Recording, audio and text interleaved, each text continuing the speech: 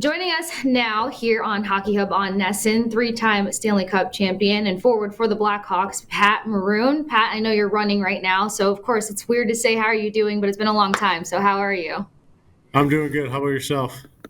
I'm good. I'm good. You're in the winter coat. I'm getting used to the winter here in Boston, but that's neither here nor there. I'm a big fan of your journey throughout the NHL, how everything got started for you. You're no stranger to international play. So, of course, the first question is what you have made of Four Nations so far. Yeah, it's been amazing. What the NHL came to us with this Four Nations thing and putting the best product out on the ice and the best players, and everyone's has definitely represented their country very well. So it's been really fun to watch. It's been really fast, high paced tempo. Um, Obviously the Canada U.S. game. I mean, you can't top that. 3 fights in 9 seconds.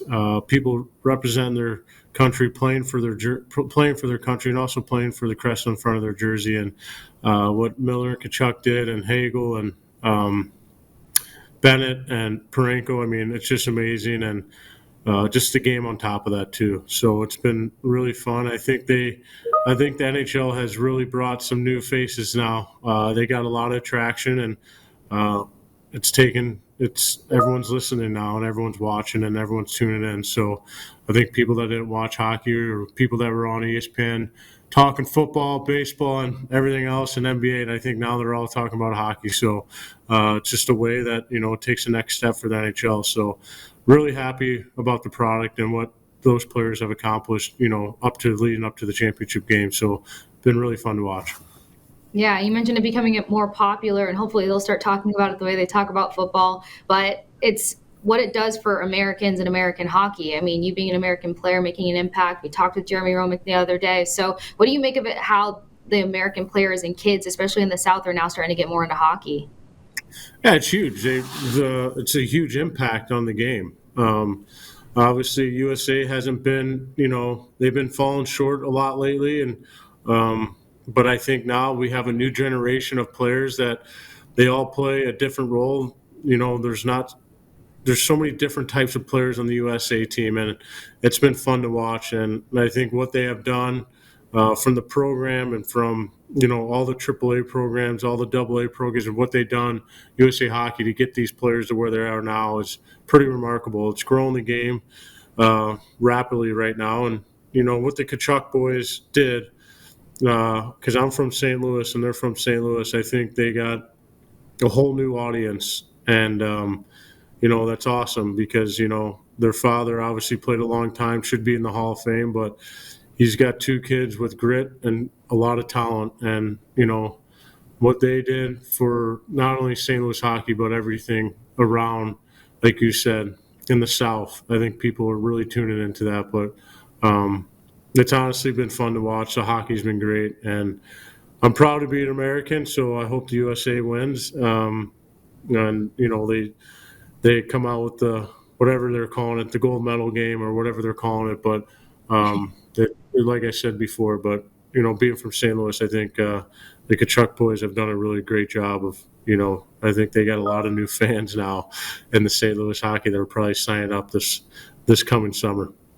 Yeah, somebody was tweeting about the fact that it might be hard to cheer for them, but you can't not cheer for them because of what they're doing in Four Nations right now, regardless of teams and favoritism. But you kind of mentioned generations and kind of that younger talent. You play with what everyone calls a generational talent in Connor Bedard, and some fans were wondering, was it bad that he didn't make the Canada roster, and what did that mean? So you can speak to that now, playing alongside of him. What did you think?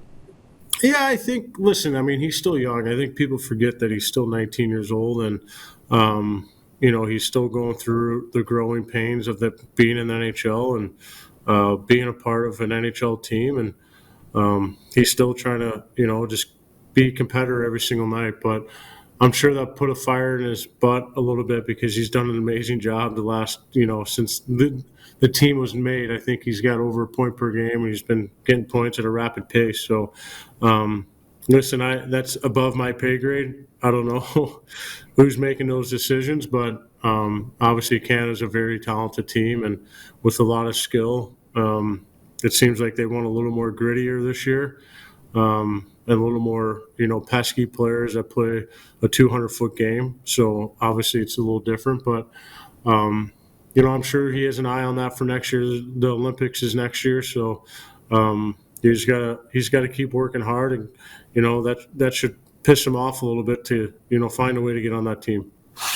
No, for sure. You mentioned pesky players. I have one in mind on the Canada roster. You played with him at Tampa Bay. Did you give Brandon Hegel chirping tips? Like, since when did he? He's rowdy. He's so rowdy this past season. I'm a big fan of it, but he's over here showing he's got that dog in him. What's it been like seeing Brandon Hagel's play for Canada? He's deserved it for sure. He's playing really good hockey. I think people forget too. He's so good. He works his butt off, and he wins those 50-50 battles every time. He comes off the puck. He works hard. He's got great speed, and he's got that dog in him, like you said. He never gives up on plays, and he earned his spot on that team. And Brendan Hagel can also make really good hockey plays. He's got really good hockey IQ, and it's a guy like Cirelli too. They're kind of the same players with some upside and a really good skill, but they're not afraid to back down from anyone. They work hard. Like I said, they win their 50-50s, but they also never give up on plays. You think they're out of the play, and then somehow they come back, they get the puck back, and, it's a transition. Sometimes it's a scoring chance. So they deserved it. They're playing very well this year, and I'm very happy for them. Yeah, for sure. Some people are wondering if they should be nervous because, of course, Cooper is running the team, and then they're talking about them putting together the Lightning line with Point and Cirelli and Hegel. Like, could they be challenging? Because Hegel's ready to get back out there and spill more blood, I would say. Yeah, I think so with his comments. So, like I said, though, these guys are playing for their country. They're playing for the guys that are watching and the fans that are watching, and they're doing a really good job of that. So, obviously, both teams are probably out for blood, but most importantly, like I said, they're playing for the crest in front of their jersey, and they're playing for their country, and they take pride in that. So I don't know if we'll get the excitement like we did the first 9 seconds, but it's going to be a great game and a lot of intensity. Yeah, we don't need it the first 9 seconds this time. We just need a USA win. I'm going to pivot back to you, though, Pat. One of the times that we got a chance to chit-chat, I asked you what was in your headphones. I was surprised, not that you listen to country music, but that you were listening to, like, calm, chill country music, and you play like you're listening to Bodies by Drowning Pool. What's in the headphones these days? How do you get amped up?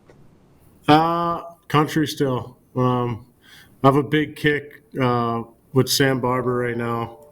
I'm a fan of just good music. I'm a 90s guy too. I love 90s soft rock or whatever you call it, Hootie and the Blowfish. A lot of good stuff. I'm everywhere too. I can go EDM sometimes too. So it depends on what I like, but mostly in the car, it's now podcast or it's like I said, Sam Barber radio right now. It's on the car every time I can get in there. A good podcast. All right, so the self amping up is probably what really takes place for you. But we got to know you're one of the top guys for getting that mental battle going on the ice. You've probably had some fun chirp offs with any other guy that you've competed against. Who's kind of giving you a run for your money when it comes to going lip for lip on the ice? Well, I would say Marchand has done a good job of. It's funny that I got the opportunity to play with him and get to see the other side of him and being a part of it. But he does a good job. Matthew Tkachuk does a good job. But yeah, there's been some good battles. Drew Doughty, I've had some good battles with him. But I think the guy that kind of gives me the run for my money is probably Marshy. We've had some nice chirping battles, and Tkachuk. He's got some good one-liners too. But that's part of the game, and it's fun. It's fun to be a part of. It's fun to get chirped. You're engaged, or you're chirping. It gets you more engaged, and I'm a big fan of it, and I really enjoy it. So anytime someone comes at me, I kind of get a good chuckle out of it. Oh gosh, I wish I could know. I know you guys probably can't say like how you start anticipating how you're going to piss off the other guy on the ice and how where the belt lies in that. I won't put you on the spot for that one, but you did get to see two sides of Marchand. You got to see the side that, pisses you off, riles you up, pulls you into the fight on the ice, and you got to be a teammate alongside of him. How was that adjusting to his leadership style and his vocality? Because a lot of the clips coming out of Four Nation, you're seeing this goofy Marchand that's just sitting there chirping at and giving way to Crosby and other guys. So what'd you learn from him from a leadership perspective? Well, I learned a lot. I think just the culture in that locker room, the standard they set um, with every player, from player to player to coach. I think the way they handle their situations and they go out there, basically their day-to-day life. And when it comes game time, they do a good job of staying composed, staying patient, and saying the right things and knowing when to talk at the right time when we need it, and knowing when to amp it up when you need to have a deep conversation or snap on some guys. But he does a really good job of pulling people into the fight. He's just not a leader in the locker room. He's a leader on the ice. He pulls guys into the fight. He gets them on the bus, and you kind of follow him, right? His intensity on the ice and the way he manages it, his emotion. But with all those guys in the locker room, from hearing in the past, Patrice Bergeron kind of and Char kind of leading the way, and Marshy, following and learning from them and learning from the best that've been in the game for a long time, and it's special to play with those guys. And now you got Pastrnak kind of taking the wave too from learning from Marshy and McAvoy. You got guys like that are in the room that are learning from Marshy now. So very fun to be a part of. They hold a high standard in the locker room, and they take pride for wearing that Bruins jersey. And it was a really fun time to get an opportunity to play for those guys, and I learned a lot. Yeah, I feel like you got the chance to play with a lot of special players and be on a lot of cool rosters. But another hot seat moment for you, Pat. If you got one game, top game of your entire life and career, you can equate it to the Stanley Cup if you want to, and you get to pick your line mates, dead or alive. Who are the two guys playing with you? Oh, man. I would say Crosby. Like, I'll do my generation because it's, I've been with it. Okay. I mean, we can always go say, I'd love to play with Wayne Gretzky. He's the best player of all time. But, like, for me, it would be, like, Crosby, McDavid, probably Crosby, McDavid. All right, I'll take that. You had some time with McDavid, not Crosby, but that would be a good one. If you could customize your helmet, what would you put on it? In what way? Like stickers? Like how goalies customize their helmet, how they put something. That would be. I don't know what I'd put on it. I'd really have to think about that one. All right. Maybe. I don't know. Maybe my kids' faces. I don't know. A combination of things. I mean, mine's easy. Yeah. I always put Rolling Stones on everything. My laptop, my bags. It's ingrained in everything. Maybe Hootie the Blowfish Band. There you go. You can do Hootie. You can do your kids. You can add all that into it. Any final predictions for USA versus Canada? You said you don't see the gloves probably dropping in the first 9 seconds, but what do you predict happens with this matchup? I think it's going to be a tight game. I think it's going to be close, but obviously I truly want USA to win. I think obviously what they've done, and now the whole nation's watching right now, and it's USA is obviously it's building the hockey across the market everywhere, like you said before. So maybe I'm predicting a 3-2 win USA. All right, 3-2. I like that. I said 3-2 with 3 minutes left in the third period. USA scores. Make it interesting. So there you go.